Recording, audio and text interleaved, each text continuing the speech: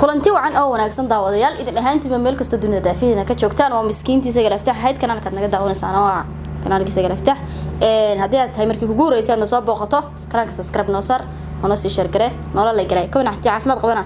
naga soo bixi waxaan reaction ka bixinaynaa fanaanadeena rasmi rays bro wada daawanan horto kadib aynu wax ka oranayna يالم فهمتي اوكي warkii yani igu sii dheereenin ani cunugeyga asaga gacantiisa ku dhintay because ani waa qarinay asaga maanta in aan sheeg igu kalifay because marka hore waxay ka hadlaysaa waxa weeyaan wala wada socday social media waxa ka taagan inuu ayaamihii ugu dambeysay social media waxa ay baraha bulshada oo asaynu la wada socono branki arrimooyin saas ugu wada dhex qasan qof walba wuxuu sheegaya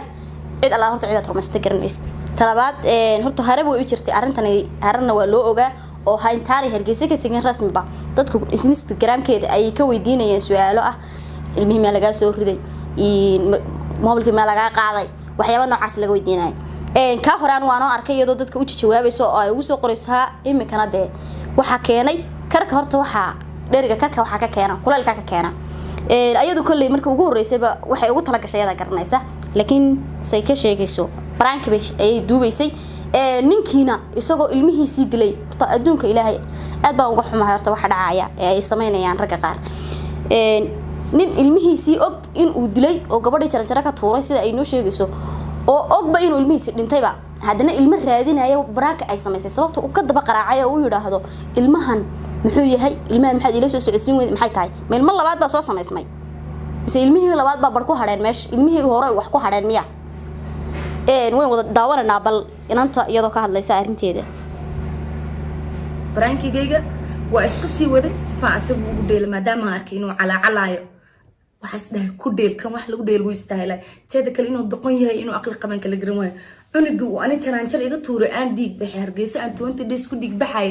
uu maqlay uuna isoo raadin Hargeysa dhaxdeeda oo aan soo tago Nairobi ma gabadhi ma dhimatay ma nooshahay cunuga ma ku jira oo na dhihin ayu intuu soo wixii ugu dhahooyaa maxay igu sheegays ina ay dhashay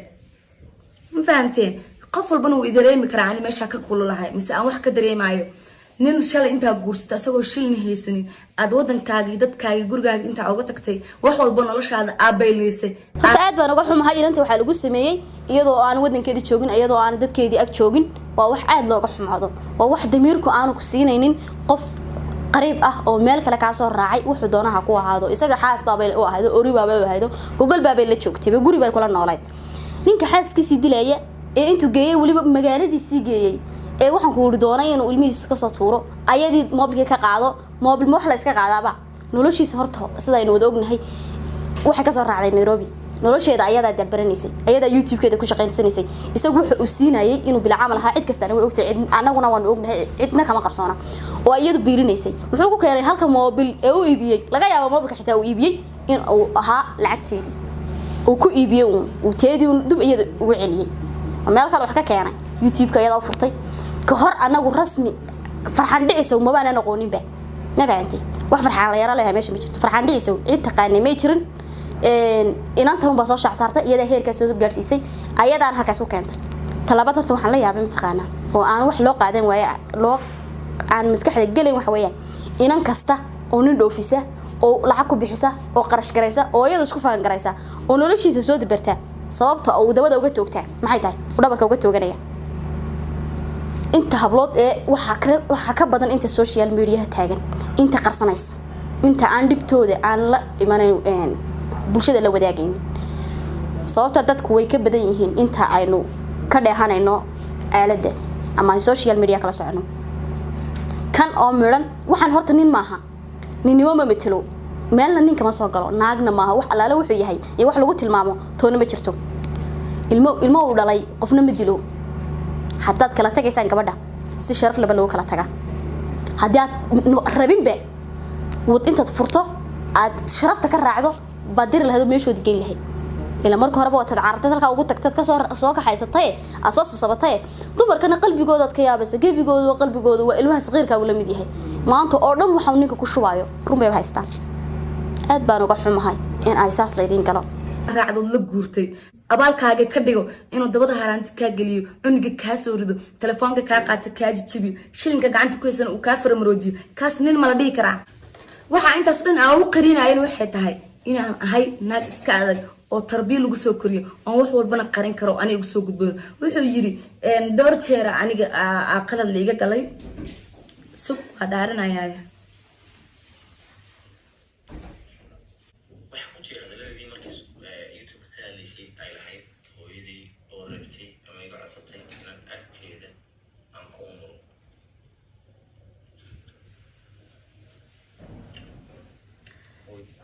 horta codka waxaan kuugu soo diray waxay ahayd daran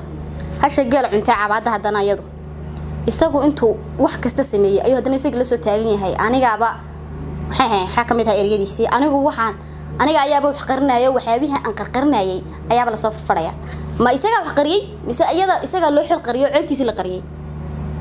hatta hadii ayadu ay xun tahay oo isagu ku ogyahay xun tahay inuu ninka ragga gabadha marka horeba ilaahay meeqaan ka sareeyay busi inuu isagu gabadha masuulka ka aha ka roonaaday ahayd laakiin damxu ka roonaanay iyadaaba isaga dhaantaba wadaybe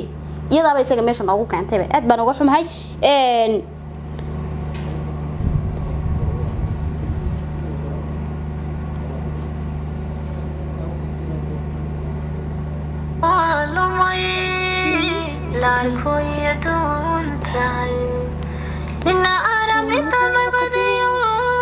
وكنت لك مالدو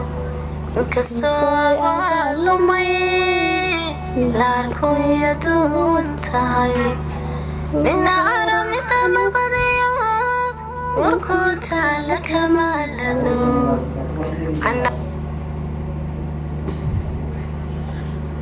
muxuu inaan dhalno moodo inuu dhalno rogay nafteeda midaan dhaqashaba aqoonin intuu helay gaari dhowrsan muxuu cidla kaga dhaqaaqay waxba aynan hadalka ku soo dheeraanin waxaan leeyahay dumarka Soomaaliyeed marka hore nina taqaano ayaa wax la gashadaa aad waxa taqaanida adeeshii nina aqoon lahayn inaad iska soo daba carto inaad wadan kale la tagto wuxuu kugu sameyn doono noloshiisa